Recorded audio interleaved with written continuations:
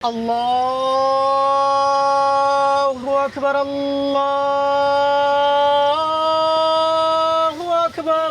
সোহরাওয়ার্দী উদ্যানে ভাইরাল হওয়া রাজীব শাহ এবার আলোচনায় তার ওয়াক্ত মসজিদকে ঘিরে। সামাজিক মাধ্যমে কেউ কেউ অভিযোগ করছেন মসজিদের আড়ালে মাদকসেবীদের আড্ডা বসে। তবে স্থানীয়দের দাবি বাস্তবতা ভিন্ন।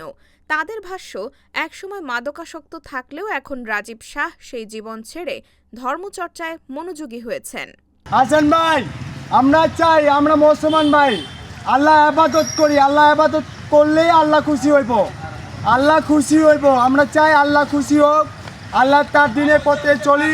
সে বলেছে এটা রাস্তা ছেড়ে পড়ছে, ঠিক আছে, এখানে নামাজ স্থানের জায়গা হয় না, ঠিক আছে, এটা কিনারেও দিতে পারে, ঠিক আছে। সেখানেই গড়ে উঠেছে রাজীব শাহের ওয়াক্ত মসজিদ। কয়েক সপ্তাহ আগে ধানক্ষেত তৈরি করে সামাজিক মাধ্যমে ভাইরাল হওয়া রাজীব শাহ এখন নতুন করে আলোচনায়, এবার মসজিদকে ঘিরে। এদিকে সাম্প্রতিক সময়ে সোহরাওয়ার্দী উদ্যানে মাদক বিরোধী অভিযানের কথাও জানিয়েছে আইনশৃঙ্খলা বাহিনী। একদিকে সামাজিক মাধ্যমে নানান অভিযোগ, অন্যদিকে স্থানীয়দের ভিন্ন বক্তব্য। দুই পক্ষের দাবির মধ্যে স্পষ্ট ব্যবধান রয়েছে।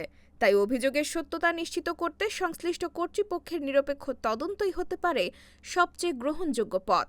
ভাইরাল হওয়ার পর রাজীব শাহকে ঘিরে বিতর্ক আরও বেড়েছে। তবে অভিযোগ আর স্থানীয়দের বক্তব্য দুটি সামনে রেখে বিষয়টি যাচাই করা জরুরি।